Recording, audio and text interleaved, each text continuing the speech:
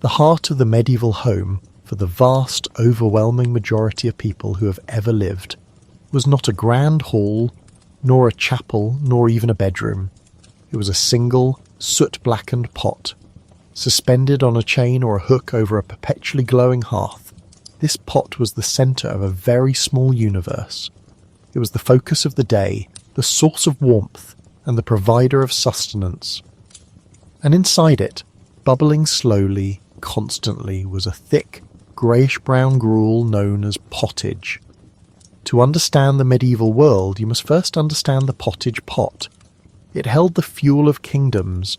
Imagine a small wattle and daub hut in the English Midlands, perhaps around the year 1150. The air inside is thick with the sweet, acrid smell of wood smoke, a smell that clings to every surface, to your clothes, to your hair. There is no chimney, just a hole in the thatched roof, and the smoke eddies and drifts before finding its escape, painting the rafters a deep, glossy black over the decades. In the centre of the single room, on the packed earth floor, is the fire, and over this fire hangs the pot. All day, every day it simmers. It is never truly empty. It is a perpetual stew. What goes into it is the story of a peasant's life, a story of season and scarcity. The base, the very foundation of the meal, is grain. Not the fine wheat of a lord's loaf, but the hardier, humbler stuff. Coarsely ground oats, which grow well in the damp, cool climate. Tough-husked barley. These are pounded into a rough meal and tipped into the simmering water, where they slowly break down, lending their substance to the liquid, thickening it, providing the calories needed for a long day of backbreaking work in the Lord's fields. This grainy slurry is the canvas. Upon it the rest of life is painted. In the spring it would be augmented with the first hopeful signs of new growth. Young nettles forage from the edge of the woods, blanch to remove their sting, adding a welcome iron-rich greenness. Wild garlic or ransoms pulled from a damp ditch, lending a pungent, oniony kick to a diet that was often crushingly bland. As the year progresses, the small garden plot, the toft, behind the cottage begins to yield its treasures. These are the vegetables of the poor. Hardy leeks, sturdy cabbages, onions, turnips. They are chopped roughly, leaves, stalks and all, and tossed into the pot. There is no concern for delicate flavours or textures. The goal is to make them edible, to extract every last bit of nutrition. The long, slow cooking breaks down the tough cellulose, rendering the unpalatable palatable. The most important additions after the grains were the legumes. Peas and beans, dried and stored from the previous harvest, they were the peasant's meat. A handful of dried peas, soaked and then simmered for hours, would dissolve into the pottage, giving it body and crucially protein. Broad beans, fava beans, these were staples across Europe, the reliable workhorses of the common diet. A thick pottage of barley and bean was the engine of feudalism. It built the cathedrals, it cleared the forests, it fueled the armies. And what of meat? Meat was a ghost at the peasant's feast.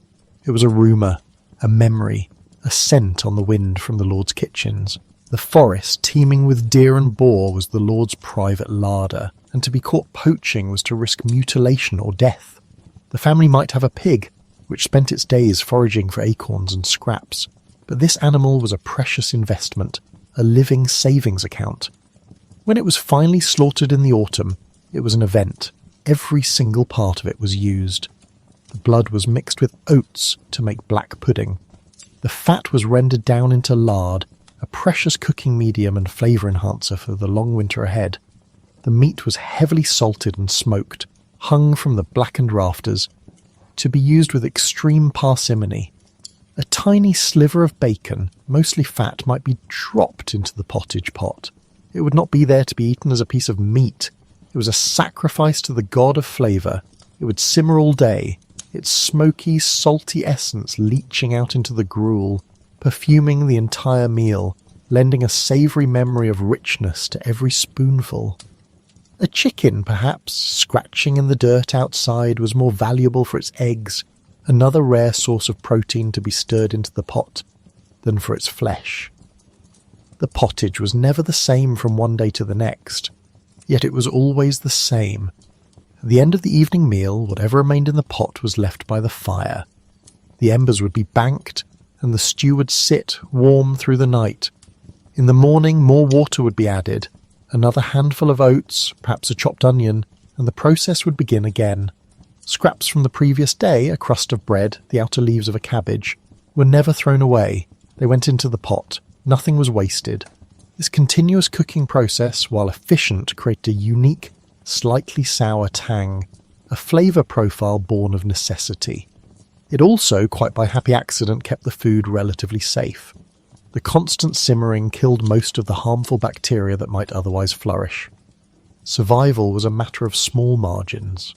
This was not a meal one chose. It was a meal one endured.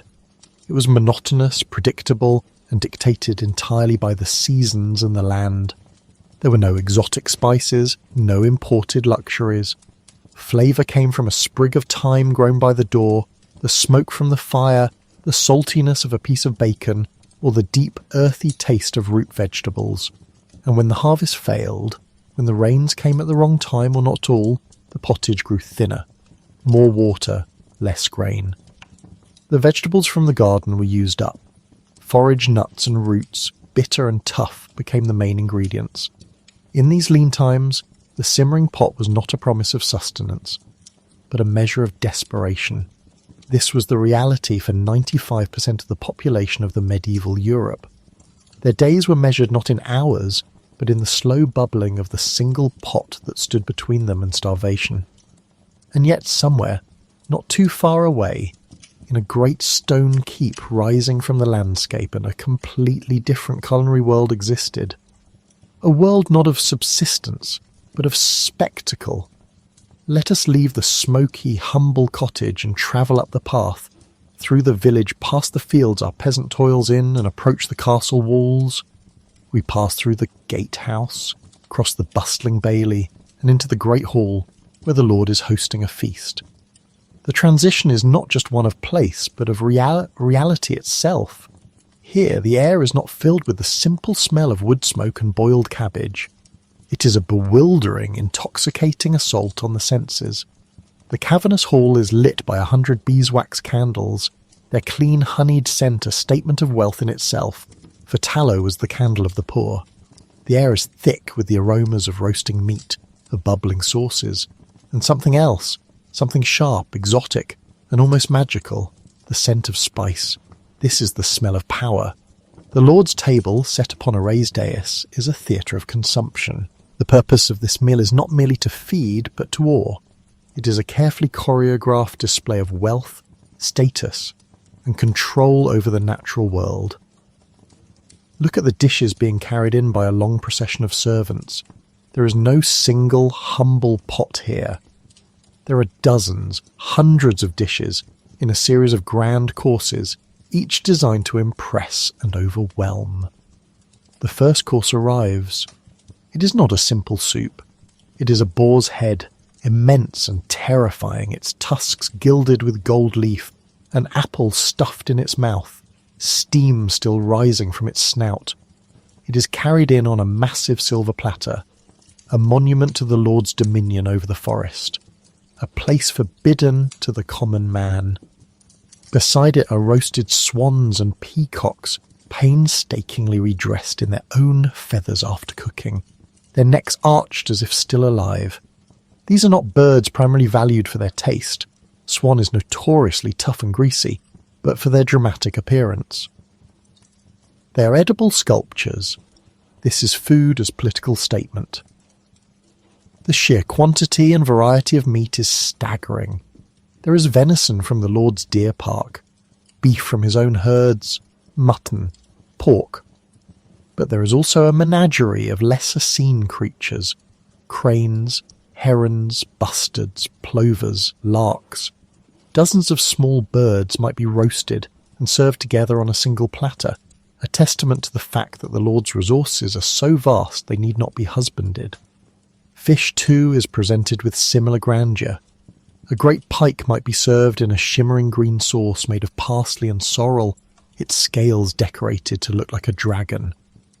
On fast days, when the church forbade the eating of meat, the ingenuity of the kitchen staff knew no bounds. Beavers, their tails considered fish-like, were consumed. Puffins, classified as fish by some clerical authorities due to the time they spent at sea, were fair game. The wealthy did not suffer for their piety. But the true mark of unimaginable wealth was not in the meat or the birds, but in the dusting of powder that covered everything. Spices. In the 14th century, a pound of nutmeg in London cost the same as a cow. A pound of mace could buy 3 sheep. These fragrant dusts, cinnamon from Ceylon, cloves from the Molucca Islands, pepper from India, ginger from China, had travelled thousands of miles, passing through the hands of countless merchants, across deserts and seas, their price increasing at every step of the journey. Their final destination was the port of Venice, which held a virtual monopoly on the trade, a monopoly that made the city one of the richest and most powerful in the world. To use spices liberally, even wastefully, was the ultimate act of conspicuous consumption. The Lord's food was therefore drenched in them. Sauces were thick, complex concoctions, often with a sweet and sour profile that is alien to the modern Western palate. A sauce for roast pork might be made with wine, vinegar, breadcrumbs for thickness, and a heavy-handed blend of cloves and nutmeg and cinnamon. Saffron, the most expensive spice of all, worth more than its weight in gold, was used to dye food a brilliant sunny yellow. A dish of rice, a luxury item in itself, would be coloured gold with saffron to imitate the sun, a food fit for a king. The sheer intensity of the spicing would be overwhelming to us. It was a deliberate choice. The goal was not a subtle balance of flavours, but a powerful announcement. I am so wealthy I can afford to make my food taste of the furthest corners of the known world. Even the logistics of such a feast were a form of power projection. The kitchens of a great castle like that of Duke Philip the Good of Burgundy in the 15th century were vast, specialised operations. There was the main kitchen for roasting and boiling, with enormous fireplaces capable of holding multiple spits, each turned by a weary boy. There was the pantry, the buttery, the larder for storing meat, and the saucery. A hierarchy of cooks, from the master cook, a respected and well-paid professional, down to the scullions who washed the endless tide of pots and pans, all worked in a state of organised chaos. Sourcing the ingredients for a single feast that might feed 500 guests was a major undertaking requiring months of planning, drawing upon the resources of the Lord's entire estate and beyond. It was a military operation, with food as the weapon and the Great Hall as the battlefield of status. And as the courses progressed, the spectacle only intensified. Between the main meat courses, an entremet would be served. This was a piece of pure culinary theatre. It might be a castle moulded from pastry, with marzipan knights defending its walls. It could be a pie from which live birds flew out when it was cut open, a favourite trick that delighted and astonished guests. At one legendary Burgundian feast, the Feast of the Pheasant, an entremet involved a full orchestra playing from inside a gigantic pie. These were not just meals, they were multi-sensory experiences designed to be talked about for years, cementing the host's reputation for magnificence and power. All this, while just a few hundred yards away, the peasant in his cottage scraped the last of his bland, unspiced pottage from a wooden bowl, his world as distant from the Great Hall as the Spice Islands themselves.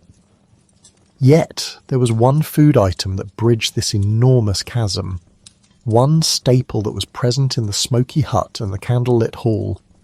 It was the absolute non-negotiable foundation of the medieval diet for every single person, from the lowest serf to the highest king. Bread. It was quite literally the staff of life.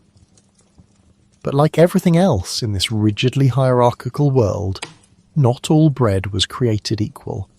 The loaf on your table told everyone exactly who you were. Just return to the Lord's feast. On his table, beside the gilded peacock and the spiced wine, are small, perfectly round and dazzlingly white loaves. This is manchet bread, the pinnacle of the baker's art. It is made from the finest wheat flour, and is sieved multiple times through linen cloths to remove every last speck of bran and germ. The resulting loaf is light, airy, with a soft crust and a pure white crumb. Its whiteness was symbolic. In a world where most things were earthen and drab, white was the colour of purity, of nobility, of the sacred host used in mass.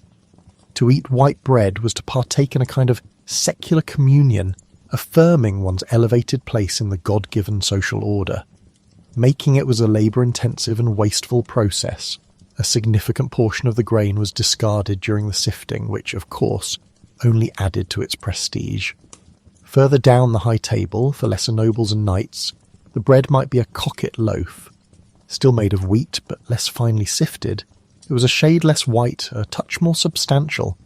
It was good bread, respectable bread, the bread of the gentry and the wealthy merchants. And then, at the trestle tables in the main body of the hall for the men-at-arms and household retainers, the bread changes again. Here you would find a wheaten loaf, but coarser still with much of the bran left in. It is darker, heavier. And for the lowest servants, eating in the kitchens or the yard, the loaf might be made of maslin, a common and practical mixture of wheat and rye, grown together in the same field. Now, let's leave the castle entirely and go back to the village.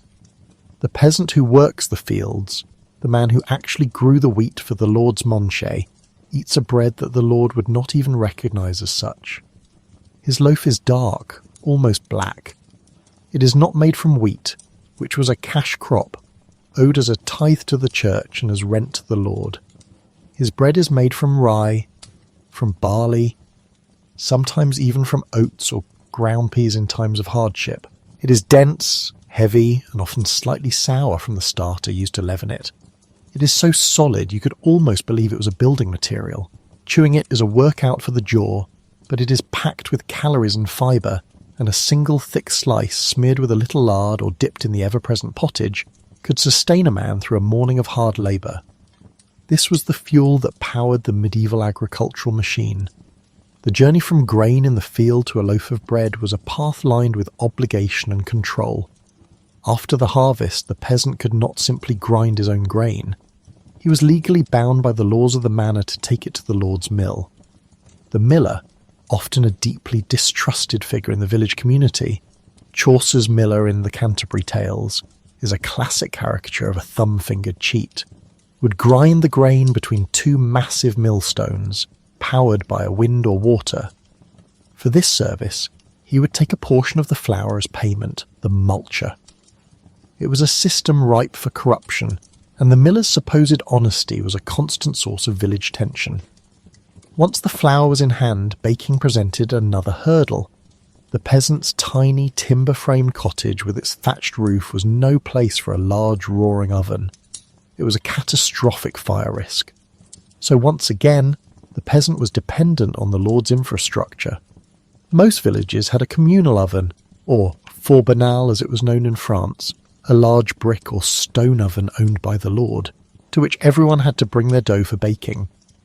An oven keeper, paid by the Lord, would fire it up on baking days and charge a fee for each loaf baked, a fee that could be paid in coin or more often with a piece of the dough itself.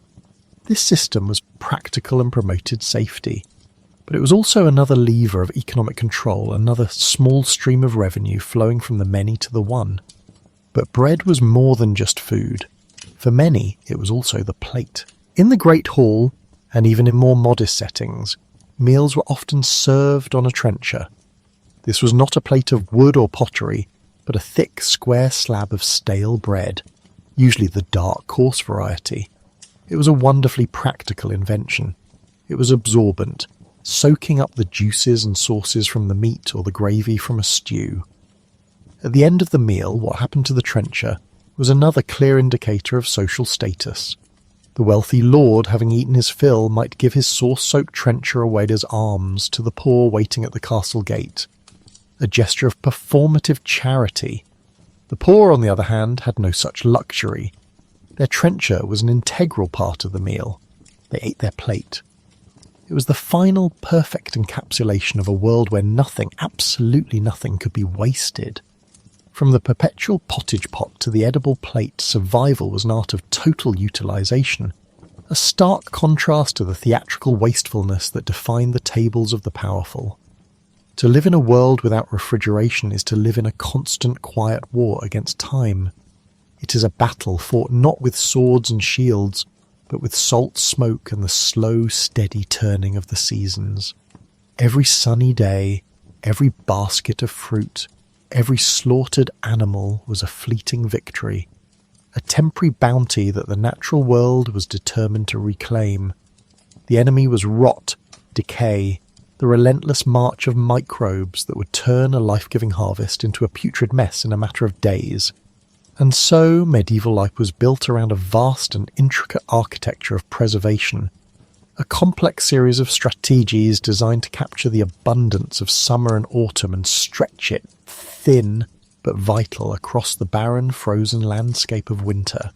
The first and greatest weapon in this war was salt, not the fine white, free-flowing powder we know today, but coarse greyish crystals, damp and heavy, harvested from coastal evaporation pans in places like Gironde in Brittany, or hacked from the ancient crystalline darkness of mines deep beneath the earth in Holstadt, Austria. Salt was not merely a seasoning, it was life. It was a strategic resource as critical as iron for tools or wood for fire. Entire trade routes, the great routes du sel, crisscrossed Europe, bearing witness to its importance. Kings and lords taxed it heavily, knowing that every household, from the humblest peasant cottage to the grandest castle, required it for survival. Imagine the scene in late autumn, after the pig slaughter, the Martinmas killing. The air grows sharp with the coming cold, and the courtyard of a manor house becomes an abattoir, then a factory. Carcasses are expertly butchered, and the real work begins. Great wooden tubs are filled with brine so thick an egg would float upon its surface. Hams, shoulders, and sides of bacon are submerged in this biting, sterile bath for weeks, the salt drawing out the moisture that invites decay, penetrating deep into the muscle. Other cuts are layered in barrels, packed tight with dry salt, a crust of white crystals forming around each piece of meat. This was not a delicate curing. The goal was not subtlety of flavour, but brute force preservation. The resulting product, the salted pork, the hard beef, would be so intensely saline that it would have to be soaked in fresh water for hours, sometimes days, before it could even be considered for the cooking pot. And even then, the taste of salt was the dominant, inescapable flavour of the medieval winter table, a constant, sharp reminder of the battle against decay. Where salt arrested time, smoke transformed it. The smokehouse was as essential a building as the bakehouse or the brewhouse. In a peasant's simple wattle and daub hut, this might be nothing more than the single, soot-blackened room where the family lived and slept. With hams and sides of bacon, the precious flitches, hung high in the rafters, slowly curing in the dense, acrid smoke of the central hearth. In a castle or a monastery, it was a dedicated, windowless chamber, dark and cavernous. Here the air was thick and sweet with the smouldering of specific woods, oak for a deep, robust flavour, alder for fish, applewood for a subtler sweetness. The meat, already salted, would hang in this perpetual twilight for days or weeks, the smoke forming a tough, darkened pellicle on its surface. This smoky skin was a barrier, antiseptic and water-resistant, protecting the meat within. The smoke didn't just preserve, it infused, creating the savoury, complex flavours of ham, bacon, and smoked sausages that were a welcome reprieve from the monolithic taste of plain salt meat. It was a slow, patient alchemy, turning perishable flesh into something durable, something that could hang in the larder for months, a promise of protein in the leanest of times. The simplest method, of course, was the power of the air itself. Drying is the oldest magic of all. Grain, the very foundation of life, was dried in the sun or over slow fires before being stored in granaries, a constant battleground against rats, weevils, and the insidious creep of damp. Peas and beans were left to harden in their pods, becoming rattling, stony nuggets that would last indefinitely, ready to be resurrected in a winter pottage. Fruits, like apples and pears, were sliced thin and laid out on wooden racks in the sun or near the hearth, wrinkling and darkening as their water content evaporated, their sugars concentrating into a chewy, long-lasting sweetness. But the true masterpiece of dehydration was stockfish. Far to the north, along the windswept coasts of Norway and Iceland, great shoals of cod were caught in the frigid Atlantic waters. They were gutted, tied in pairs by their tails, and hung over massive wooden racks, exposed to the relentless dry, freezing wind. For months they hung there, untouched by salt or smoke, preserved by the cold air alone. The process desiccated the fish until they became as hard and rigid as a piece of wood, and nearly as light. In this state they were almost indestructible. They would not rot. They could be stacked like lumber in the holds of Hanseatic trading cogs and shipped all across Europe, from the markets of London to the ports of Italy. For the inland peasant in France or the burgher in Germany, this board-like fish was their primary connection to the sea. Preparing it was an ordeal. The stockfish had to be pounded with a wooden mallet for an hour or more just to break up its rigid fibers, and then soaked in water for days to render it edible. The result was not a delicacy, but it was protein, it was survival, dried and carried on the wind. And then there was the world of pickling and fermentation, the controlled souring that held decay at bay. Cabbages were shredded, salted and packed into crocks, their own juices creating the brine that would transform them into the pungent, tangy sauerkraut of the Germanic lands. Vegetables, eggs, and even some meats were submerged in vinegar or verjuice, the tart juice of unripe grapes, creating sharp, acidic preserves that could cut through the richness of a winter feast. And of course there was fermentation's greatest gift, alcohol. The brewing of ale and the making of cider was not just for merriment, it was a way of preserving the caloric value of barley and apples. Water was often untrustworthy, but the brewing process sterilised it, creating a drink that was safer, more nutritious, and would last through the winter. Ale was the liquid bread of the common people, a fundamental part of the daily diet, a source of calories and comfort in the cold months. All these preserved goods, the salted meats, the smoked fish, the dried peas, the pickled cabbage, found their home in the cool subterranean world of the cellar and the larder. These were the household's treasury, its defence against the future. The steward or the lady of the manor would keep meticulous accounts, rationing the stores, locking away the most precious items, ensuring the community had enough to bridge the hungry gap between the last harvest and the first green shoots of spring. This was the rhythm of the year, a frantic season of preservation followed by a long, slow, careful season of consumption, a cycle dictated not by whim, but by the cold, hard logic of a world without a pause button. This vast, intricate system of preserving food was not merely a defence against winter. It was also the essential logistical underpinning for a force that governed the medieval calendar with an authority as absolute as the changing of the seasons, the Catholic Church. The Church's dietary laws created a rhythm of feast and fast, of fat days and lean days, that profoundly shaped what everyone from king to peasant could place upon their table. Canon law, strict and unyielding, forbade the consumption of meat from warm-blooded land animals and their products, like milk, cheese and eggs, on a staggering number of days. Every Friday was a day of abstinence in memory of the crucifixion. The 40 days of Lent were a long, unbroken stretch of meatless observance. Add to this the vigils before major feast days, and the 3 ember days each season, and you find that for a devout person in the 13th century, more than a third of the year, perhaps close to 150 days, was governed by this prohibition. This was not a gentle suggestion. It was a moral and legal obligation, enforced through confession and the threat of penance. The result was a continent-wide, institutionally mandated demand for a non-meat alternative. The answer, in all its varied and scaly forms, was fish.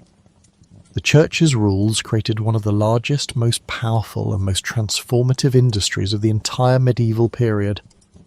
For the wealthy, the powerful, the lord in his castle or the abbot in his monastery, the fish day requirement was an opportunity to display both piety and immense resources.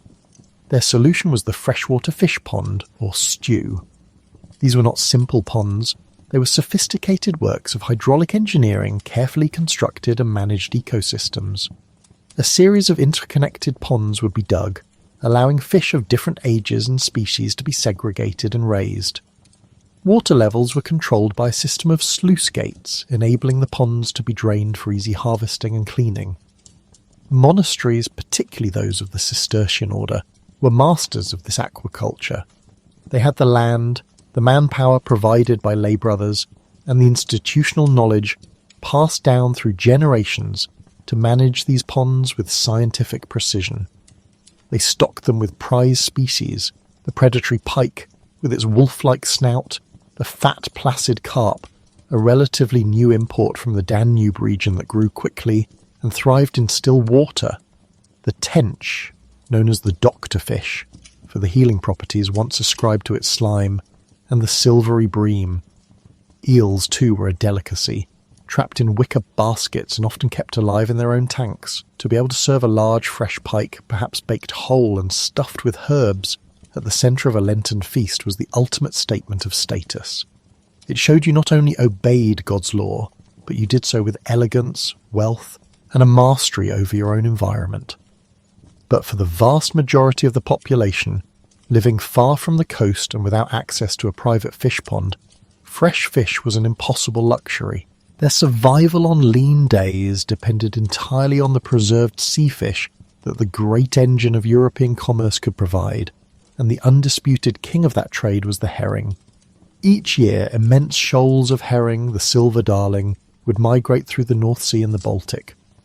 This predictable event triggered a massive coordinated effort.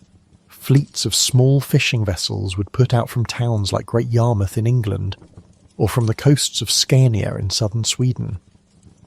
The moment the fish were brought ashore, a veritable army of workers would descend upon them. They were gutted, salted, and layered methodically into wooden barrels, thousands upon thousands of them. This was a trade built on an industrial scale. The Hanseatic League, that powerful confederation of northern German merchant cities like Lübeck, Hamburg and Bremen, built a near monopoly on the Baltic trade in salt herring and Norwegian stockfish.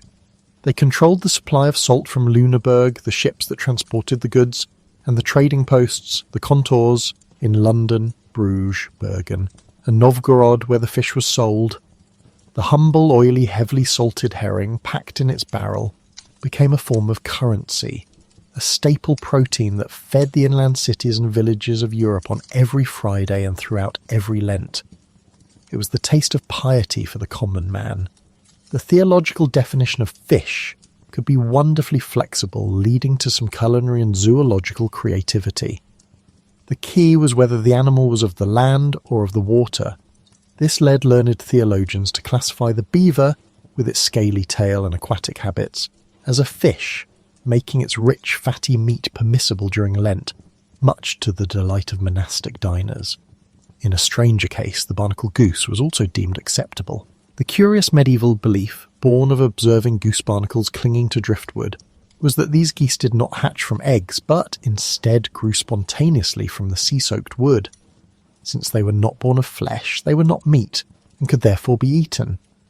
Puffins, too, with their semi-aquatic lives, often found their way onto the Lenten menu in coastal regions.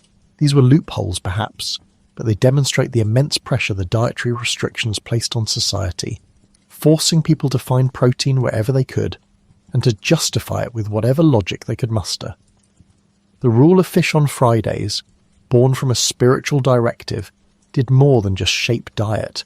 It launched fleets, funded cities, created vast networks of trade, and drove an economic machine that connected a Norwegian fisherman on his windswept coast with a German merchant in his counting house and a French peasant in his humble cottage, all bound together by a shared calendar of faith and a barrel of salted fish. These interlocking systems, the preservation of the harvest, the vast trade in fish, the careful management of a manor's larder, were all designed to impose order on a fundamentally chaotic world. They were a buffer against uncertainty, a shield against the lean months. But the shield was fragile. It could be shattered by a single catastrophic event that no amount of planning or piety could prevent: the failure of the harvest.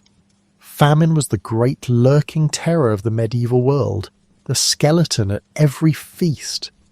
A society where 9 out of 10 people worked the land, a society whose energy was derived almost entirely from the grain in the fields, lived perpetually on the edge of a precipice. The margin for error was terrifyingly slim. The causes were as varied as they were devastating. First and foremost was the weather, that capricious and uncontrollable force. A late frost in May could kill the delicate shoots of spring wheat. A summer drought could wither the stalks in the field, leaving the ears of grain small and empty. But worse than all of these, far worse, was the rain. Not a gentle, life-giving rain, but a cold, relentless, unending deluge that could turn the entire continent into a quagmire. This is precisely what happened beginning in the spring of 1315. A period of climate change, now known as the Little Ice Age, began to take hold. For 2 solid years, from 1315 to 1317, it rained. It rained through the spring, preventing proper sowing. It rained through the summer, rotting the crops in the fields, causing the grain to sprout on the stalk. The harvest, across a vast swathe of northern Europe from Ireland to Poland, was a catastrophe. This was the beginning of the Great Famine, one of the most profound demographic crises to strike Europe before the Black Death. Warfare was another harbinger of hunger. An army on the march did not carry its own supplies, it lived off the land. Soldiers would strip fields bare, seize livestock and empty granaries, leaving the local population with nothing. More sinister was the deliberate use of starvation as a tool of war. The strategy of the chevauchée, favoured by commanders like Edward the Black Prince in the 100 Years' War, involved riding through enemy territory with the express purpose of burning crops, destroying mills and slaughtering livestock, aiming to break the economic and psychological will of the opponent by destroying their very means of subsistence. A city under siege was a microcosm of famine, its people slowly starving as the stores within the walls dwindled to nothing. And then there were the invisible enemies, disease both in crops and in animals.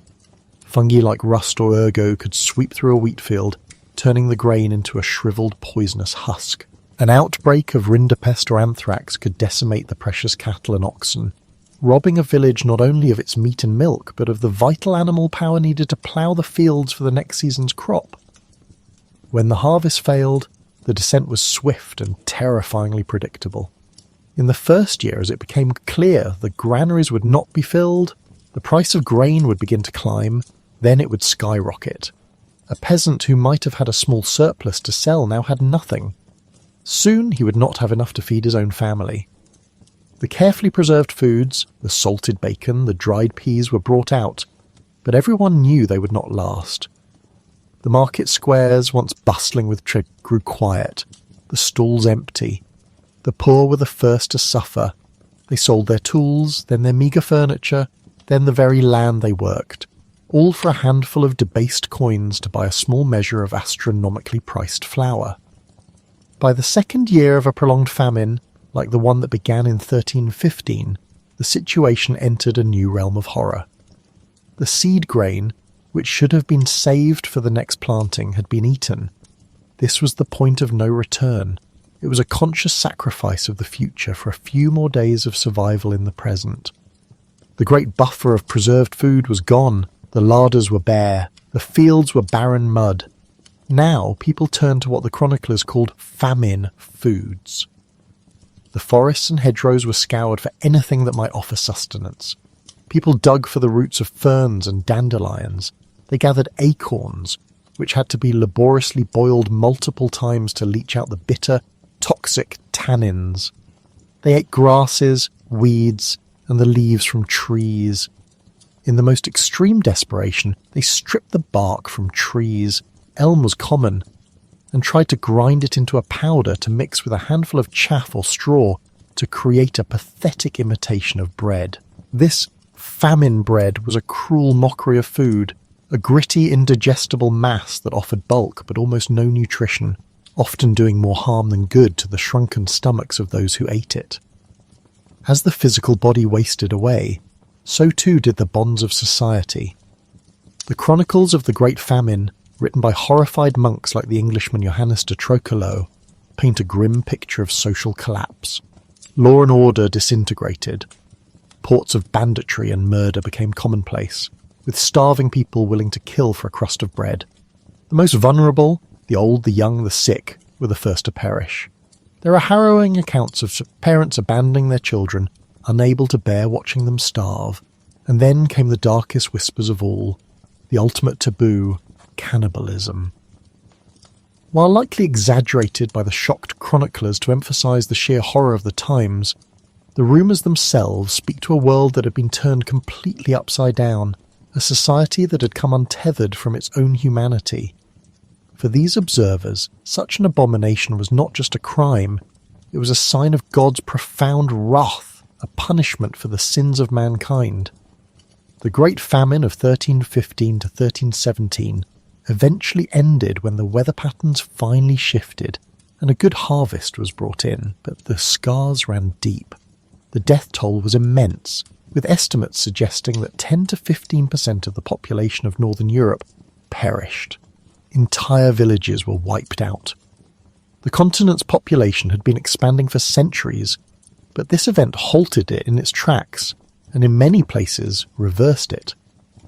The survivors were often weakened, their immune systems compromised by years of malnutrition, leaving them more vulnerable to the routine diseases that were a constant feature of medieval life. In a way, the famine was a grim overture, a weakening of the herd that set the stage for the even greater catastrophe of the Black Death, which would arrive just 3 decades later. The fields would grow green again, the larders would be refilled, and the salt vats would once more be put to use.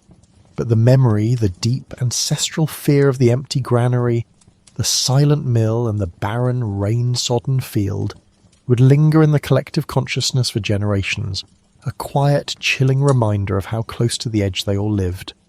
To understand the medieval plate, you must first understand the landscape, not the neat, hedge-rowed patchwork of today, but a wilder, more fractured world of deep forests, open heaths, and marshes that swallowed the light. And in these places, a fundamental division of the world was made brutally clear. For the vast majority, the 99%, the forest was a place of work and peril. It was a source of firewood, foraged nuts, and perhaps the illicit snaring of a rabbit if you were quick, desperate, and exceptionally lucky.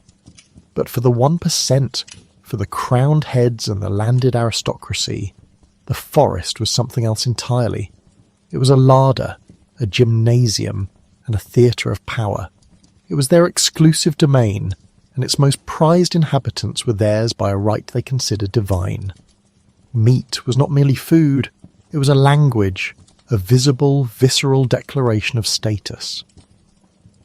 And the grammar of this language was written in blood and enforced by law. In England, following the Norman conquest of Tendics, this was codified with brutal efficiency in what became known as the Forest Law.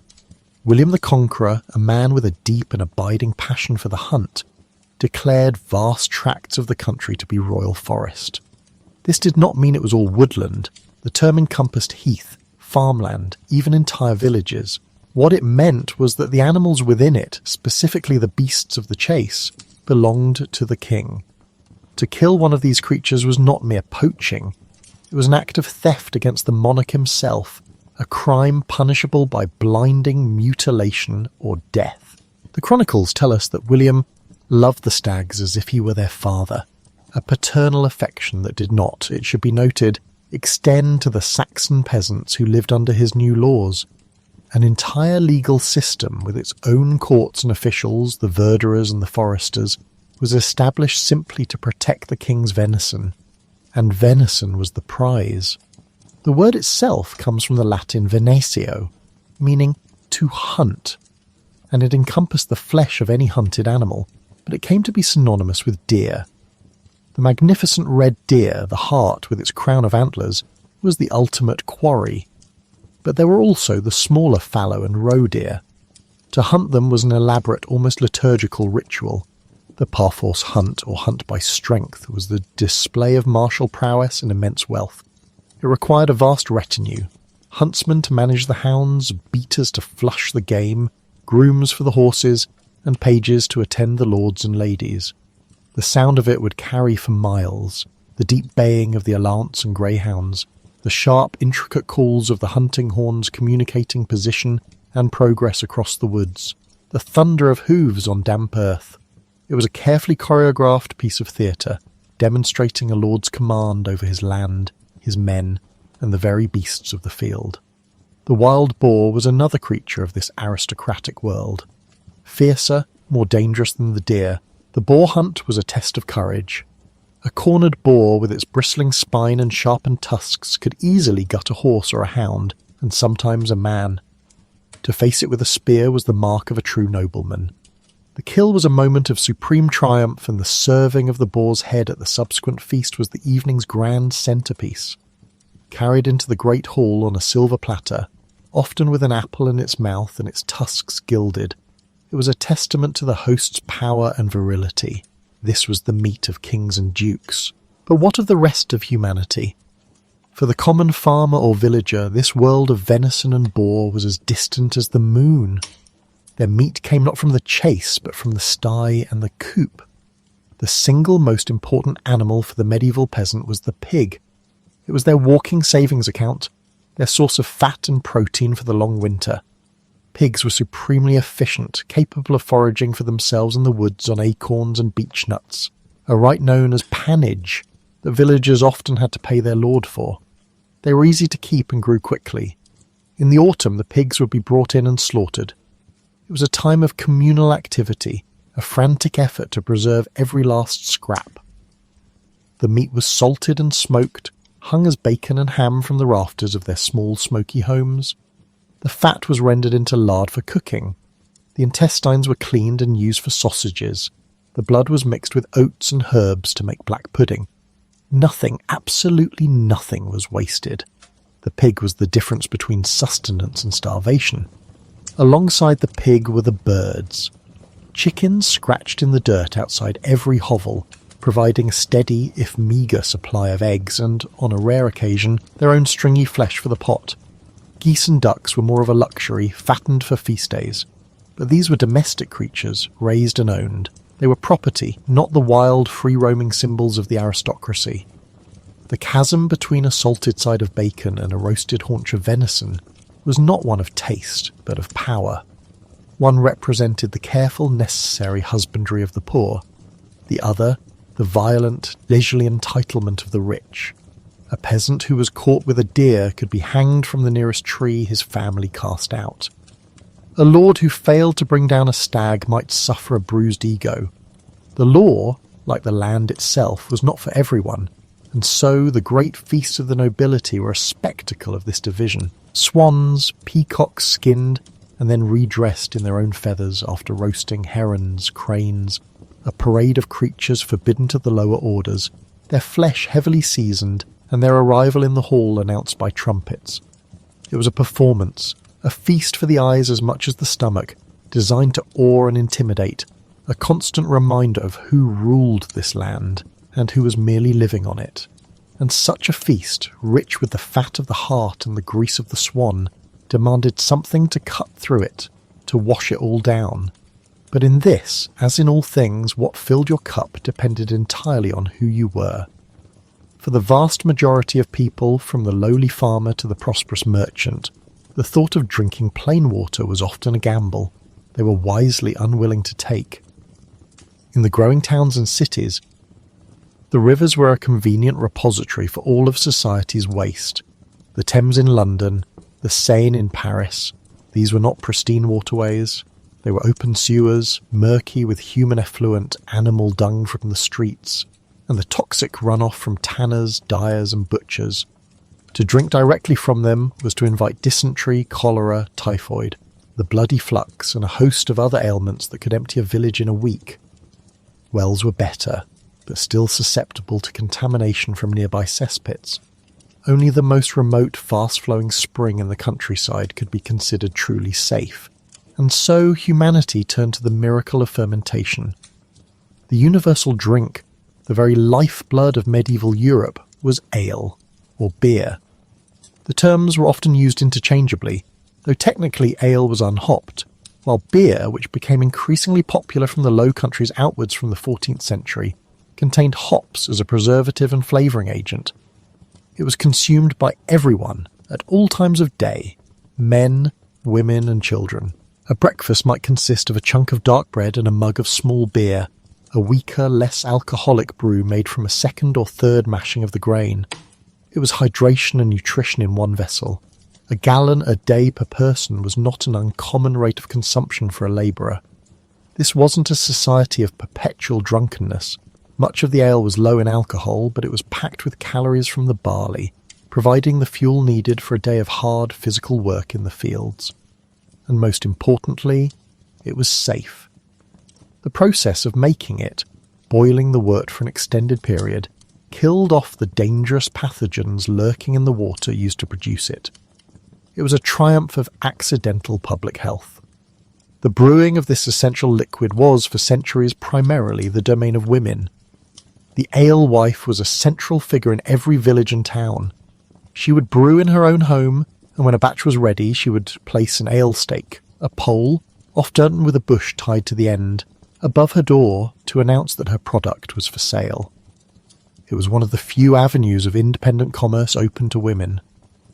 But as towns grew and brewing became more industrialised and profitable, it gradually became a male-dominated trade, regulated by guilds who saw the financial potential. Still, for a large medieval household, a castle or a manor, brewing was a constant essential operation. The brewhouse was as vital as the kitchen, with its great copper cauldron, its mashing tuns, and its rows of barrels. The logistics were considerable, securing a steady supply of good barley, finding clean water, and managing the delicate, mysterious process of fermentation with fickle, wild yeasts. A failed batch was a small disaster. A successful one was the taste of life itself, thick, cloudy, slightly sweet, and profoundly comforting. But if ale was the drink of the people, wine was the drink of power. It was the preferred beverage of the aristocracy and the church. Its consumption was freighted with significance. In a religious context, it was transubstantiated into the blood of Christ during the Mass, an act of sacred mystery. In a secular one, it was a clear and expensive symbol of status. While ale could be brewed almost anywhere you could grow grain, good wine required specific climates and conditions. The great vineyards of Europe, particularly in Gascony, the region around Bordeaux, then under English control for a significant period, and Burgundy, produced wines that were coveted across the continent. Transporting it was a major logistical undertaking. It travelled in great wooden barrels or tuns loaded onto the slow broad-beamed ships called cogs. The journey from Bordeaux to London or Bruges was fraught with peril, pirate storms, and the simple risk of the wine spoiling on the voyage. The arrival of the wine fleet in a port like London was a major event, eagerly anticipated by the city's vintners. The price reflected the difficulty of its journey and its desirability. A cask of Gascon claret was an astronomical expense compared to a barrel of local ale. For a king or a great lord, a cellar full of French wine was a necessary component of their magnificence. It was served at feasts, offered to guests as a sign of respect, and its quality was a subject of refined discussion. There were other, even more luxurious wines as well, sweet, potent wines from the Mediterranean like Malmsey from Greece or Vernaccia from Italy, which were almost like liqueurs and commanded even higher prices. For the wealthy, wine was not just a drink, it was a connection to a wider, more sophisticated world. Of course, there were other beverages to quench a medieval thirst. In regions where apples grew in abundance, like Normandy in France and the West Country of England, cider was the common drink. Fermented pear juice, known as perry, was also popular, and there was mead, a sweet fermented honey drink that harked back to an older, pre-Christian world. It was still a potent symbol in places like Wales and Ireland, celebrated in heroic poetry, but it was being gradually eclipsed by grain-based ale and grape-based wine. Ultimately, the contents of your cup, like the meat on your platter, told the story of your life. A rough wooden cup of cloudy, life-giving ale spoke of the field and the workshop. A fine goblet of clear, ruby-red claret spoke of the counting-house, the manor, and the court. It spoke of long and dangerous trade routes, of ships navigating by the stars. And the same ships that carried these precious barrels of wine from the south, their hulls heavy in the water, often carried a cargo even more valuable, more transformative. Something that arrived not in great sloshing tons, but in small, tightly sewn sacks. Something that smelled of distant lands and impossible wealth. We are speaking, of course, of spice. The journey of a single peppercorn to a medieval kitchen was an epic, a miniature odyssey of commerce and geography. It began, most likely, on a vine clinging to a tree on the Malabar coast of India. It was harvested, dried in the sun until it became a hard, wrinkled black kernel, and then sold to a local merchant. From there it would begin a long, perilous journey westward. It might travel by ship across the Arabian Sea, then be loaded onto a camel caravan to be hauled across the deserts of the Arabian Peninsula to the Red Sea. From there, another ship might take it to Alexandria in Egypt. Or perhaps it travelled a different route, overland through Persia and the Levant, passing through the great trading cities of Baghdad and Damascus, before reaching ports like Antioch or Tyre. At every single stage of this journey, from the farmer to the local broker, the caravan master, the port authority, the ship captain, the warehouse owner, Shiiso, a new middleman added his own cost, his own profit margin to the price. Finally, in the great ports of the eastern Mediterranean, the spices would be purchased by the ones who held the keys to the European market, the merchants of Venice and Genoa. These rival Italian city-states fought bitter wars for centuries to control this lucrative trade. Their galleys, armed and well defended, were the final link in the chain, bringing the precious cargo across the Mediterranean to the warehouses of the Rialto in Venice. From there it was sold on again, transported by mule over the Alps, or by ship through the Straits of Gibraltar, to the markets of Germany, France, England, and beyond. By the time that single peppercorn reached a castle kitchen in Northumberland, its price had been inflated 1,000 times over. It was worth more than its weight in silver. Pepper was the king of spices, the most traded and the most desired, but it was just one of a whole pantheon of exotic flavourings that trickled into Europe. Cloves, nutmeg, and mace came from even further away, from the legendary Spice Islands, the Moluccas, in what is now Indonesia, a place whose exact location was a jealously guarded secret for centuries. Cinnamon came from Ceylon, ginger from China and India, cardamom from Southeast Asia. Why this obsession? What drove this vast and complex economic engine? The common assumption, often repeated, is that spices were used to disguise the taste of spoiled meat. This is a persistent and largely inaccurate myth.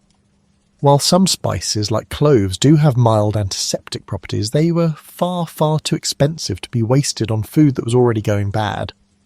A wealthy lord, the only person who could afford a significant quantity of spice, also had access to the freshest food. He had his own hunting forest for fresh game, his own dovecotes, his own fish ponds, and his own herds. Meat that couldn't be eaten fresh was carefully preserved by salting, smoking, or drying.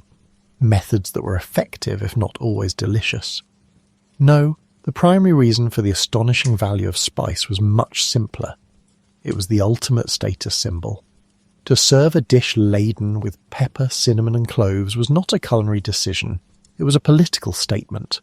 It was a form of conspicuous consumption, a way of broadcasting your immense wealth and global connections to your guests. When a great magnate held a feast, the air in the hall would be thick with the scent of spices. The sauces served with the roasted meats would be dark and complex, humming with the heat of pepper and the sweetness of cinnamon. The colours on the table were as important as the flavours. Saffron, the dried stigmas of a particular crocus flower, was one of the most prized spices of all. Though it could be grown in Europe, in Spain, or famously in Saffron Walden in England, the amount of labour required to harvest it was immense. It takes tens of thousands of blossoms to produce a single pound of dried saffron, which made it fantastically expensive. It imparted a brilliant sun-yellow colour to food and a delicate hay-like aroma. To present a dish gilded with saffron was to serve your guests pure gold. Ginger, or a mixture of sandalwood and parsley, could be used to create vibrant reds and greens. A wealthy host was not just a provider of food. He was a painter, and the feast was his canvas. This is not to say that flavour was unimportant. The medieval palate, at least among the elite, was not for blandness. They loved strong, pungent, sweet and sour combinations that might seem jarring to us today. A common sauce, like sauce poivrade or peppered sauce, would be made from wine, vinegar, onions, and a very heavy hand with the black pepper. Meat or fish might be cooked in a sauce thickened with breadcrumbs and flavoured with a potent mix of cinnamon, cloves, ginger, and a pinch of saffron for colour. The sheer quantity of spice used would be overwhelming to a modern diner. The household accounts of great estates show spices being bought by the pound, an expense equivalent to a skilled craftsman's wages for several months. There was another layer to the use of spice, one that connected the kitchen to the apothecary's shop. Medieval medicine was dominated by the theory of humouralism, inherited from the ancient Greeks. This held that the human body was composed of 4 humours: blood, phlegm, yellow bile, and black bile, which corresponded to the 4 elements and 4 qualities: hot, cold, moist, and dry. Health was a matter of keeping these humours in perfect balance. Every foodstuff was believed to possess its own qualities. Fish, for example, was considered cold and moist. To balance this, it needed to be cooked with spices that were hot and dry, like pepper or ginger. Pork was moist and cold, it required hot and dry seasonings. This meant that the master cook in a great household had to be not just a chef but a dietitian and a quasi-physician. The choice of spices wasn't just about showing off or creating a powerful taste, it was about ensuring the health and well-being of the lord and his family. A feast was therefore a carefully constructed medical event, designed to delight the senses while harmonising the body's essential fluids. It was a complex, sophisticated culinary world, utterly alien to the simple pot of pottage simmering over the peasant's fire, a world built on the perilous journeys of 1,000 ships and the fragrant dust of a distant, almost mythical East. The grand narrative of history, the one of kings and crusades, so often forgets the small, quiet spaces where life actually happened. It forgets the humble patch of earth behind the wattle and daub hut, a space no bigger than the single room it served. This was the kitchen garden, the peasant's continent, the true dominion of the medieval family. Here, survival was not forged in steel, but coaxed from the soil with weary hands and a deep, pragmatic understanding of the seasons. There was no grand design, no ornamental planting. This was a garden of pure function, a crowded, chaotic democracy of vegetables, each one a soldier in the endless war against hunger.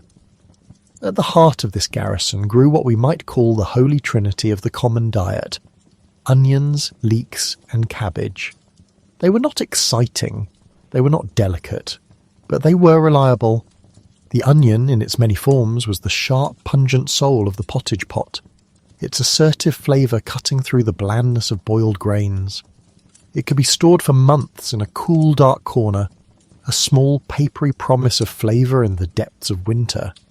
Its cousin, the noble leek, was perhaps even more essential.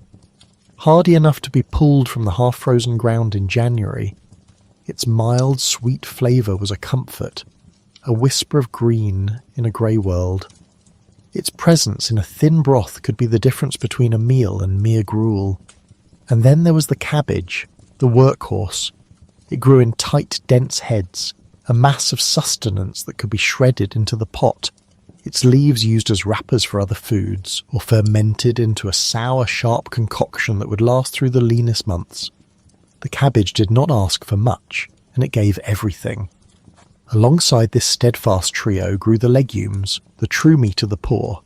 Peas and broad beans, grown for drying, were a powerhouse of protein.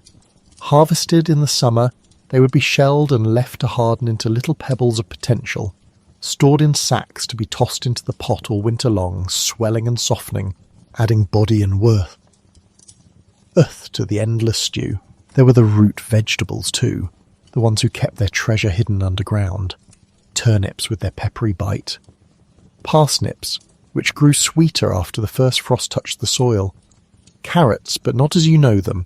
They were often purple, yellow or white, thin and woody, a distant ancestor of the bright orange variety we prize today.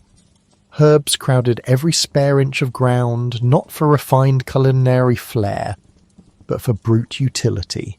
Sage, thyme and parsley to add a shadow of flavour. Horehound for coughs, hyssop for purification. The garden was both pantry and apothecary, a messy living testament to the fact that survival required every possible edge. But the garden, for all its importance, was a finite space. It was subject to drought, to flood, to pests, to blight. A bad harvest could mean disaster. And so the medieval peasant had another larder. A wilder one that demanded knowledge instead of cultivation. This was the world of the hedgerow, the woods, the marshy verges of the road. This was the practice of foraging. It was a silent, constant activity, woven into the fabric of daily life. A child sent to watch the pigs in the woods would not return empty-handed. Their small pockets would be full of hazelnuts or wild strawberries. A woman walking to the village well would keep her eyes sharp for the bright green leaves of young nettles in the spring. The forest floor was a treasure map for those who knew how to read it.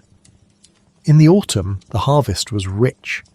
Acorns, after a long process of boiling to leach out their bitter tannins, could be ground into a coarse flour to stretch the grain supply.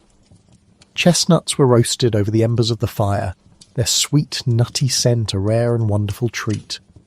Walnuts and hazelnuts, rich in precious oils and fats, were a boon, providing a burst of energy and a welcome textural contrast to the soft monotony of pottage. The forest was a dangerous place filled with wolves and outlaws in the popular imagination, but it was also a place of profound generosity. The hedgerows, those tangled boundaries between fields, were a micro-economy of their own. In late summer they were heavy with blackberries. In the autumn, the dark purple sloes of the blackthorn tree would appear, impossibly sour on their own, but useful for making a crude, sharp wine, or a preserve if one was lucky enough to have a little honey to spare.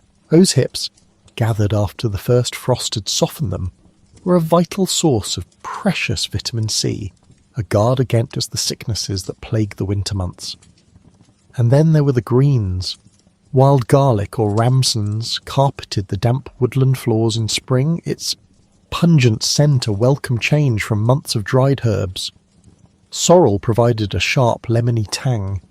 Dandelions, far from being a weed, were a welcome vegetable, their bitter leaves eaten raw when young, their roots roasted as a coffee substitute. And nettles, the stinging terror of the unwary, were a miracle food. Gathered carefully with protected hands and plunged into boiling water, their sting vanished, leaving behind a dark green vegetable with a taste like spinach and a huge store of iron. This was not a romantic pastime. It was a necessity, born of a diet that was often perilously narrow. Foraging supplemented, it enhanced, it provided the vitamins and minerals that a diet of bread and pottage lacked. But it was also precarious. One had to know the difference between a delicious mushroom and its deadly twin. One had to understand the complex and ever-shifting laws of the forest. In Norman England, for example, the royal forests were the king's personal larders. A peasant caught taking a deer could be blinded or hanged. But gathering firewood, or letting your pigs feed on acorns, the right of pannage was often permitted, for a fee. The wild larder was free, but it was rarely without its rules and its risks. It was a world of quiet, careful observation, of knowledge passed down from mother to daughter, from father to son. It was the intricate unwritten encyclopedia of how to stay alive when the field and the garden had given all they could. And all of it, every last leek, every carefully gathered nut, every handful of boiled nettles, had to be brought back to the one place that could transform it from raw substance into a meal, the fire. But a raw turnip and a handful of nettles are hardly a meal. A sack of dried peas is just a collection of stones. To turn the hard-won bounty of the garden and the forest into something that could sustain a life, you needed the one constant, the beating heart of every medieval home, from the humblest hovel to the most magnificent castle. You needed fire. And the way that fire was harnessed tells you everything you need to know about the deep, unbridgeable chasm between the lives of the poor and the lives of the powerful. Imagine a peasant's hut in the year 1300. The world inside is a perpetual twilight, the air thick and acrid with wood smoke that never quite finds its way out through the simple hole in the thatched roof. In the centre of the beaten earth floor is the hearth. It is not a grand brick-lined fireplace, but a simple depression, perhaps ringed with a few stones. Above it, suspended from a wooden beam blackened by decades of soot, hangs a single precious piece of technology, an iron cauldron. This cauldron is the family's most valuable possession after their ox, if they are lucky enough to own one. It is their stove, their oven, their kettle, their entire kitchen battery in one soot-blackened pot. Into this cauldron goes the lifeblood of the peasant family, the pottage. The word itself comes from the pot. It is an eternal, simmering stew, a repository for everything the day has provided. The base is water, thickened with whatever grain is on hand, oats, barley, rye. Into this goes the trinity from the garden, chopped onions, leeks, cabbage, then a handful of those dried peas or beans to give it substance. If there are forage greens, they go in. A woody carrot, a chunk of turnip. It is rarely, if ever, empty completely. It is a continuous process. Today's leftovers are the base for tomorrow's meal. It is topped up with water and new ingredients daily, simmering for hours over the low fire, the flavours melding into a single homogeneous earthy taste. Meat is a ghost in this pot. On a rare occasion, a piece of bacon or a scrap of salted pork might be lowered in to lend its flavour to the broth, then fished out to be used again the next day. The pottage was not a dish. It was a system. It was a way of extracting every last calorie, every last drop of nutrition from every ingredient. Nothing was wasted, because waste was death. The broth captured the vitamins that would otherwise be lost. The slow cooking softened the toughest grains and vegetables. This was cooking by cauldron, a simple, deeply efficient technology perfectly suited to a life of scarcity. Baking was a luxury. Without an oven, bread could only be made as flat cakes, cooked on a hot stone placed in the embers of the hearth, heavy, dense, and often gritty with ash. Now, let us leave that smoky hut and travel in an instant to the kitchens of a great castle, perhaps that of Richard II at the end of the 14th century. The change is not one of degree, it is a change of universe. You do not enter a room, you enter a complex of roaring, chaotic industry. The air is not just smoky, it is searingly hot, filled with the percussive clang of copper on wood, the shouts of dozens of men, the hiss of fat-meeting flame, and the overwhelming, almost intoxicating smell of roasting meat, baking bread, and exotic spices. This is not one hearth, but a series of giant cavernous fireplaces, each one the size of the entire peasant hut we just left.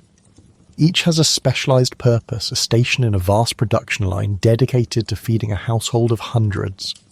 Here the cauldron is still present, but it is no longer a humble iron pot. It is a monstrous thing of gleaming copper, big enough for a man to bathe in, used for boiling huge quantities of salt beef for the lower-ranking members of the household, or for making vast volumes of stock. But the real spectacle is the roast. In the largest hearth, a massive iron spit is suspended, and on it a whole ox turns slowly, its skin crackling and splitting, its fat dripping into a long pan below. Turning the spit is the miserable job of a young boy, a spitjack, who sits beside the inferno for hours, enduring the hellish heat, his entire world reduced to the steady rhythm of the crank. This method of cooking, roasting, is the ultimate display of wealth. It is incredibly wasteful of fuel, requiring a massive fire. Much of the fat and juice is lost, but that is precisely the point. It proclaims that the Lord can afford to waste. He He can afford to cook meat in its purest form for flavour and texture alone, not for mere subsistence. And there are ovens, not just a hot stone but huge dome-shaped structures of brick and stone built into the thick castle walls. Their retained heat allowed for the baking of dozens, even hundreds, of loaves of bread at a time. Here, the distinction between rich and poor was baked right into the loaf. The lord and his family ate manchet, a bread made from the finest, whitest wheat flour, sieved multiple times to remove all the bran. It was light, airy, and a symbol of the pure status. Further down the social ladder, one ate cheddar, whole wheat bread, and at the very bottom were the servants and labourers who ate maslin, a heavy dark bread made from a mixture of rye and barley, the same grains that went into the peasant's pottage. The castle kitchen was a world of specialists. The master cook was an important, often temperamental figure in the household. Beneath him were the hostiliers, the masters of the roast. There was the larderer, in charge of the raw meat and preserving it. The saucer, who prepared the complex, highly spiced sauces that were central to aristocratic cuisine. The baker, the brewer, the waferer, who made delicate sweet pastries. This was not cooking. It was gastronomy as a form of administration. Every ingredient, every technique, every flame was harnessed not just to feed, but to articulate and reinforce the rigid hierarchies of the medieval world. The simple, smoky fire of the peasant's hut was for survival. The roaring, specialised flames of the castle kitchen were for power, and that power was never more brilliantly, more theatrically displayed than when the fruits of that kitchen were carried out into the great hall. All this fire, all this sweat, all this artistry in the castle kitchens, it was not just for sustenance. In the world of the powerful, it was for a performance. The medieval feast was not a meal. It was a carefully choreographed piece of theatre, a public broadcast of wealth, stability, and magnificence. It was politics served on a platter. The stage for this drama was the Great Hall, a vast timber-roofed cavern designed to inspire awe. At one end, on a raised platform called a dais, sat the high table. Here the lord, his family, and his most honoured guests were seated, physically elevated above all others. Below them, stretching down the length of the hall, were long, rough trestle tables where the rest of the household sat, in a brutally precise order of precedence. Your status determined your proximity to the Lord, and your proximity to the Lord determined everything, the quality of your food, the wine you drank, and the very air you breathed. The ceremony began long before the first dish arrived. Servants, called sewers and marshals, moved with practised grace, directing guests to their assigned places. The sound was not of gentle chatter, but of a low murmur beneath the rafters, perhaps the music of a minstrel in the gallery. Etiquette was paramount, a complex and rigid code of conduct designed to separate the noble from the common. You did not simply sit down and eat. There were elaborate hand-washing rituals, with squires pouring scented water from elegant ewers over the hands of the high-table guests. You did not speak with your mouth full. You did not put your elbows on the table. You did not dip your own piece of meat into the communal salt cellar. You used the tip of your clean knife to take a small portion. Your plate was a thick slab of day-old bread, called a trencher, which would soak up the sauces and juices from the food placed upon it. At the end of the meal, these gravy-soaked trenchers were not eaten by the guests. They were collected and given as alms to the poor who waited, like shadows at the castle gates. Charity and social distance to find in a single gesture. Then the food would begin to arrive, not in the modern sequence of appetizer, main course, and dessert, but in great courses or services. A course was not a single dish, but a wave of dozens of different dishes, all brought out at once and placed upon the tables. The first course might include a variety of roasted meats, venison, beef, boar, alongside elaborate pies, fish jellies shimmering with colour, and thick spiced pottages, utterly unlike the thin gruel of the peasantry. The best and most prestigious dishes were presented first to the lord at the high table. He would take his portion, and only then would the platters be carried down to the lower tables, where lesser guests would pick over what remained. By the time a platter of roast swan reached the far end of the hall, there might be little left but bone and gristle. The meal itself was a physical manifestation of the social pyramid. Spices were the ultimate currency of status. Sugar, cinnamon, cloves, nutmeg, ginger, saffron. These were imported from the Far East at astronomical cost. Their presence in a dish had less to do with balanced flavour, as we understand it, and more to do with conspicuous consumption. Sauces were thick, dark, and overwhelmingly pungent with expensive spice blends. Food was deliberately and artificially coloured with saffron for yellow, sandalwood for red, or parsley for green, creating a vibrant, almost psychedelic tablescape. A host's generosity and power were measured by the sheer quantity of saffron he could afford to waste on colouring an entire vat of rice pudding a brilliant shining gold. But the true apex of the feast, the moment of pure spectacle, was the arrival of the subtlety, or subtlety. These were fantastical, edible sculptures presented between courses, designed to dazzle the eye and provoke conversation. They were not always intended to be eaten. Their purpose was to be marvelled at. Imagine a peacock or a swan, carefully skinned before roasting.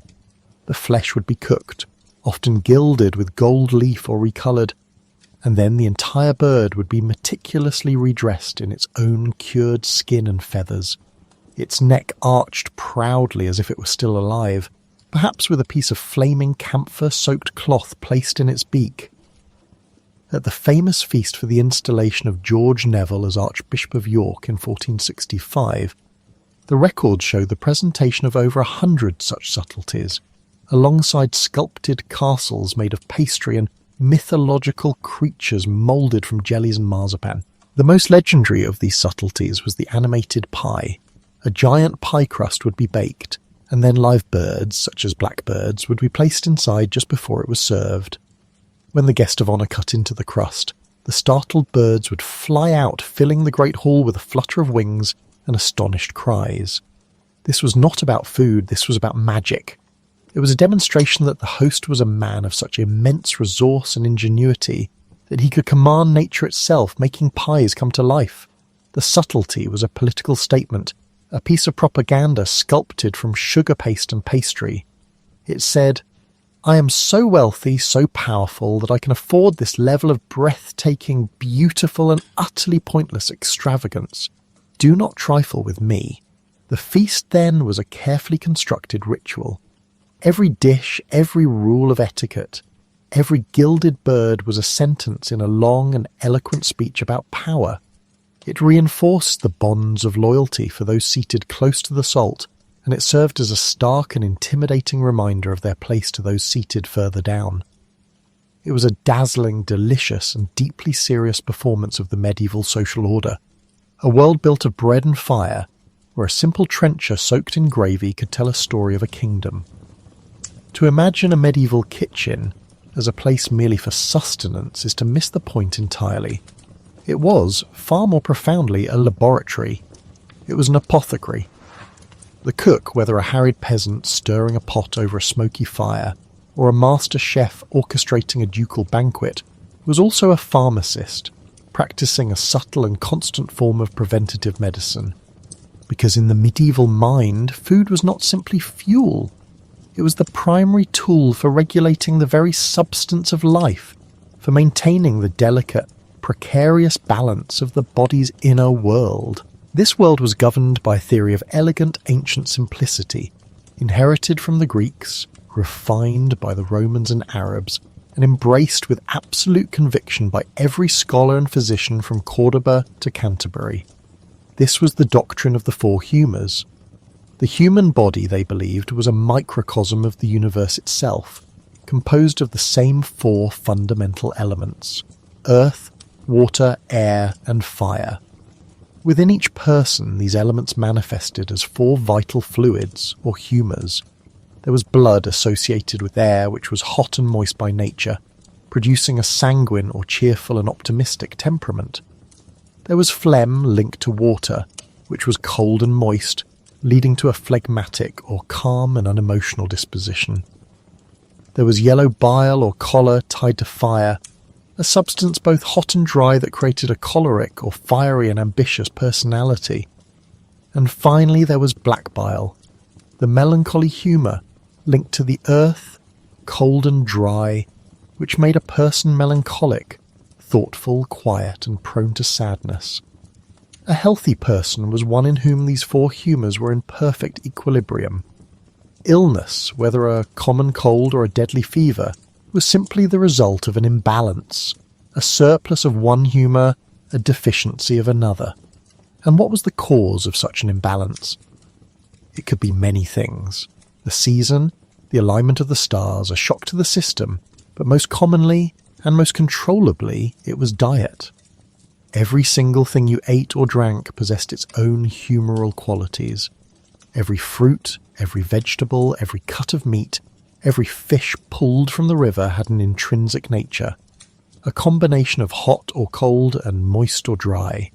The art of medicine, then, was the art of eating correctly. The dinner table was the first line of defence against disease and death. So let's step into the mind of a medieval physician, perhaps a man named Master Arnaud visiting the bedside of a wealthy merchant in Paris around the year 1350. The merchant is suffering from what we might call a nasty chest cold or bronchitis. He is coughing, weary, and producing a great deal of, well, phlegm. To Master Arnaud, the diagnosis is obvious. The patient has a dangerous excess of the phlegmatic humour. His body is overwhelmed by cold and moisture. The cure, therefore, must be to counteract this with foods that are hot and dry. Master Arnaud would not write a prescription for a syrup. He would write a menu. He would stride from the sickroom to the kitchens and consult with the cook. The patient, he would declare, must cease eating all fish, which were notoriously cold and moist, products of the water. He should also avoid cucumbers, lettuce, and melons, all dangerously cooling. Instead, his diet must be rigorously warming and drying. For his main meals, he should have roasted chicken or pheasant, the roasting process itself adding a drying heat.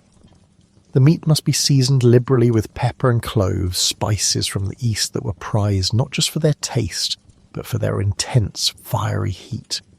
He could have bread, but it should be well baked, dry and crusty. And to drink, not water, certainly not. Water was the very essence of cold and wet.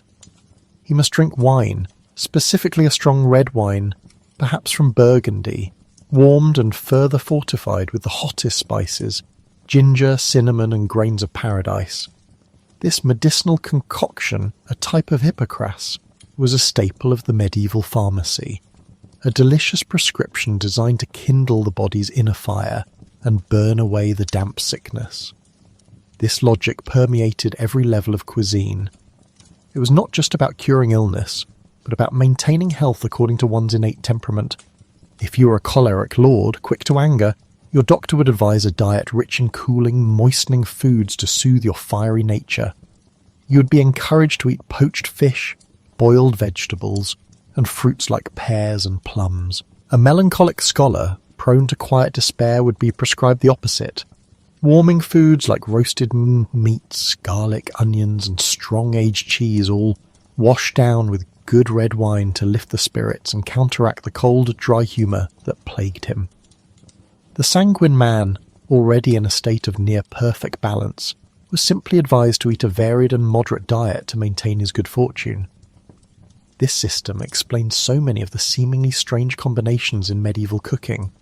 The rich, fatty meats like pork, considered moist and moderately cool, were almost always paired with a sauce made from sharp, acidic ingredients like vinegar or verjuice, the sour juice of unripe grapes. This wasn't just for flavour, it was a deliberate humoral correction. The acidic sauce was believed to be drying, cutting through the richness of the fat and making the dish more balanced and digestible. Similarly, a heavy, cold-natured fish might be fried, a drying cooking method, and served with a dusting of hot, dry ginger. The entire culinary arts were a performance of this delicate balancing act. A great feast was not just a display of wealth, it was a display of sophisticated medical knowledge, a symphony of humours where each dish was designed to delight the palate and fortify the body in equal measure. The poor, of course, had far less choice in the matter. Their diet of pottage, dark bread, and whatever vegetables they could grow was generally considered to be cooling and heavy. But even here, the principles applied. They added onions, leeks, and garlic to their stews, not just because they were cheap and available, but because their inherent heat was believed to counteract the coldness of a diet based on root vegetables. Foraging for herbs was not just a search for flavour, but for medicine. A sprig of thyme or a handful of sage could add a little warming, drying quality to an otherwise humble and humorally monotonous meal. The line between seasoning and remedy was so thin as to be invisible. Every spice jar was a medicine cabinet, every recipe was a prescription, and every meal was a quiet, hopeful prayer for equilibrium in a world where true sickness so often meant a swift and final end. This universal theory, this grand, unifying idea of how the body worked, was the invisible architecture of every medieval plate. But the materials used to build that plate, the very bricks and mortar of daily sustenance, were drawn from a much more local source, dictated not by the theories of ancient Greeks, but by the sun, the soil, and the sea. While the learned physicians in Bologna and Paris agreed on the fundamental principles of a balanced diet, the practical reality of what constituted that diet varied immensely from one end of Europe to another. The world of humoral theory was a beautiful, unified cathedral of thought, but the day-to-day business of eating was a patchwork of countless small local parishes, each with its own saints and sinners, its own rituals and relics. The single greatest determinant of what you ate was, quite simply, where you lived. A map of medieval cuisine was a map of climate and geography. Imagine a line, a kind of culinary equator, running east to west across the middle of France. South of this line you are in the world of the olive. North of it you are in the world of butter. This single distinction in the choice of cooking fat shaped two profoundly different culinary universes. In the sun-drenched lands of the Mediterranean, in Provence, Italy, Christian Spain and the Byzantine East, life was governed by the ancient trinity of wheat, the grapevine and the olive tree. Here the landscape itself seemed to produce the ideal diet. The hillside shimmered with the silver green of olive groves, providing the golden, fruity oil that was used for cooking, for dressing vegetables, for preserving food, and for lighting lamps. It was the fundamental liquid of life, second only to water. The diet here was lighter, sharper. A typical meal for a well-off Italian merchant in Florence might consist of fine white bread made from soft wheat, a dish of chickpeas or lentils simmered with garlic, onions and herbs, all enriched with a generous glug of olive oil. There might be a small piece of grilled fish, or perhaps some goat cheese. Fresh vegetables and fruits were abundant. Figs, melons, pomegranates, and, of course, grapes, which were eaten fresh or sort of trod underfoot to become the other great liquid staple, wine. Wine was not a luxury. It was a daily necessity, drunk by everyone, often diluted with water. It was considered safer than most water sources, and its humoral nature, generally warming, was seen as a healthy counterpoint to a diet rich in cooling fruits and vegetables. Meat was less central than in the north. When it was eaten, it was often lamb or goat, animals well suited to the scrubby mountainous terrain. Now, travel north of that line, across the Loire Valley, and into the damp, green lands of northern France, England, and the Holy Roman Empire. The olive tree cannot survive the colder winters here. The sun is less generous. The landscape changes, and with it, the entire pantry. Here, the great fat is not oil, but butter. The cow and the pig are the essential animals, not the goat and the sheep. The fields are not filled with wheat for fine bread, but with hardier, tougher grains, rye, barley, spelt and oats, which were turned into dense, dark breads, or, more commonly, simmered for hours into a thick, nourishing pottage that formed the bedrock of the peasant diet. A wealthy English lord in his manor house in Kent would dine very differently from his Florentine counterpart. His fat of choice for cooking would be butter or lard. His table would groan under the weight of roasted meats, beef, pork and game from his forests, like venison and wild boar. His sauces would be rich and creamy, thickened with breadcrumbs or egg yolks, not light and based on oil. His drink would not be a light, acidic wine, but strong, dark ale, brewed from the abundant barley. Beer and ale were the wines of the north, a thick, caloric beverage that provided both hydration and a significant portion of the day's energy. Even the bread was different. While the lord ate his fine white manjet bread, his servants ate maslin, a heavy loaf made from a mix of wheat and rye, a testament to the difficulty of growing pure soft wheat in the English climate. Further north still, into the wind-swept lands of Scandinavia and the Baltic coast, the diet became even more reliant on preservation. The growing season was short, the winters long and brutal. Here the sea was the great provider. The Hanseatic League, a powerful confederation of merchant guilds, grew immensely wealthy, trading not in silks or spices, but in salted herring.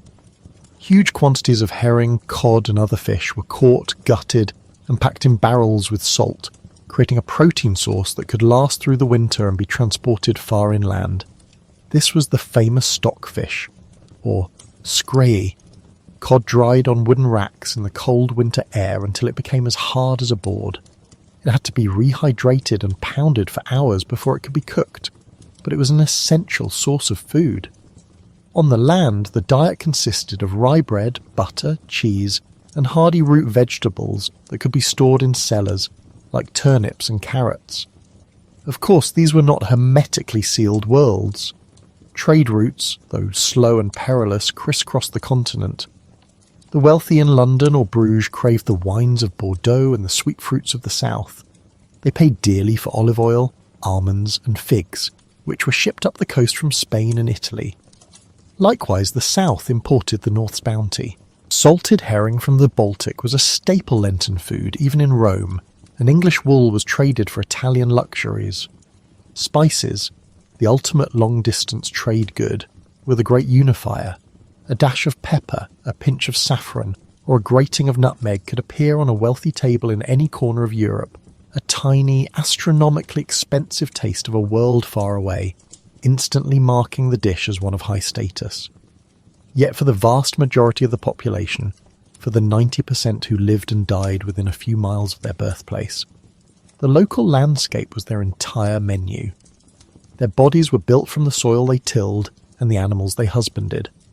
A person's accent could tell you where they were from, but so too could the food they craved, the garlic and oil of a Provençal farmer, the smoked pork and dark beer of a German craftsman, the salted fish and rye porridge of a Swedish fisherman.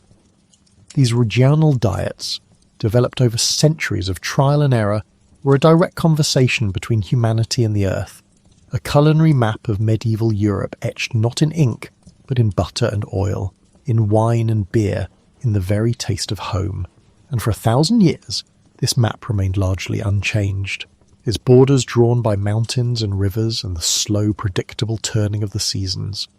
But in the middle of the 14th century, a cataclysm arrived that would not just redraw the map, but tear it to pieces. The stable, ordered world of medieval agriculture, with its predictable rhythms of planting and harvest, fasting and feasting, was shattered by a force of nature so swift and so merciless that it must have seemed like the apocalypse itself. In 1347, Genoese trading ships returning from the Black Sea docked in Messina, Sicily. Aboard these ships were not just silks and spices, but rats, and on these rats were fleas, and in these fleas was a bacterium, Yersinia pestis. The Black Death had arrived in Europe. Within 5 years, it had seethed its way across the entire continent, from the Mediterranean islands to the fjords of Norway. The toll was unimaginable, a demographic collapse on a scale never seen before or since. Estimates vary, but it is believed that between 1/3 and 1/2 of Europe's entire population perished. This was not a famine that starved the weak, or a war that killed soldiers. It was a biologically indiscriminate plague that struck down the young and the old, the rich and the poor, the farmer in his field and the king in his castle. The immediate aftermath was one of horror and chaos, but as the first and most virulent wave of the plague receded, leaving a quieter, emptier world in its wake, it became clear that this immense tragedy had profoundly and permanently altered the foundations of European life, including what people ate. The change was rooted in a simple, brutal economic equation. Land was now plentiful and labour was scarce. Before the plague, Europe was arguably overpopulated. There were too many people for the land to support, forcing peasants to cultivate marginal, low-yield soils just to survive. Landlords held all the power, able to demand high rents and long hours of service from a desperate, hungry workforce. After the plague, this dynamic was turned on its head. Suddenly, entire villages were deserted. Fields lay fallow. A landlord who once had dozens of tenants competing to work his land might now have only a handful of survivors. These survivors, for the first time in centuries, had leverage. They could demand higher wages for their work, and if one lord refused, they could simply pack up and move to another estate where the terms were better. Serfdom, the system of bonded labour that had tied peasants to the land for generations, began to crumble. For those who lived through the plague, life paradoxically got better. Their wages increased, and the price of food, especially grain with so many fewer mouths to feed, began to fall. This new economic reality transformed agriculture. With labour so expensive, it no longer made sense for lords to focus on grain cultivation, which was incredibly labour-intensive. Many turned their vast empty fields over to uses that required fewer hands. Pasture land became far more common. Huge swathes of England's Midlands were converted to grazing land for sheep, as the wool trade was immensely profitable. Elsewhere, lords raised cattle for meat and for their hides. This meant that for the first time, meat was no longer an occasional luxury for the average person. With more livestock being raised and a smaller population to feed, the price of meat and dairy products fell significantly. Archaeological evidence from the late 14th and 15th centuries shows a clear spike in the consumption of meat and animal fats. The average peasant in post-plague England ate more meat than their ancestors had for centuries, and likely more than their descendants would for centuries to come until the Industrial Revolution. The diet of the common person became richer, more varied and higher in protein. It was a ghoulish silver lining, a period of relative prosperity born from an immense graveyard. But the Black Death was only the first tremor of the earthquake that would shake the medieval world to its foundations. As the 15th century drew to a close, another, quieter revolution was beginning. One that started not with a bacterium, but with a boat.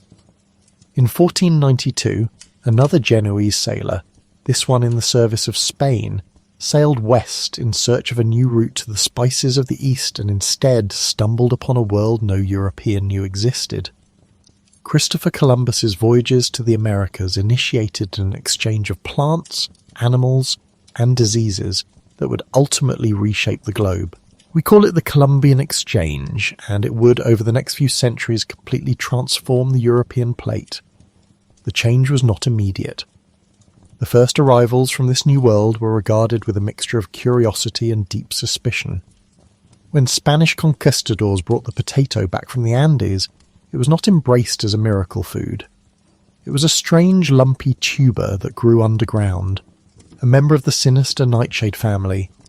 For a long time it was grown only as an ornamental plant in botanical gardens, or fed to livestock.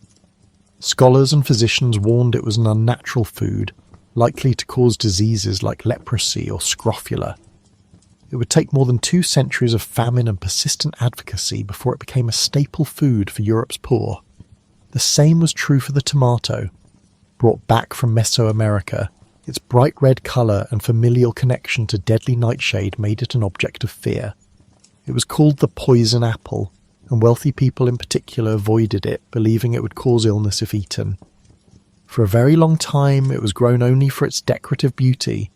Corn or maize found a quicker, though limited foothold, especially in warmer climates like Italy, where it was grown as plenta. But it too was seen as a coarse, inferior grain, food for the desperate, not for the discerning. Other arrivals were more subtle. The turkey, a bird domesticated by the Aztecs, was quickly adopted, adding a new option to the festive table. Chili peppers from the Americas brought a new kind of heat to the kitchen. one that would find a passionate following in places like Hungary, where it became paprika, and southern Italy. Yet the most profound changes were still far in the future. In the final decades of the medieval era, these foods were just whispers, exotic novelties from a world beyond the horizon.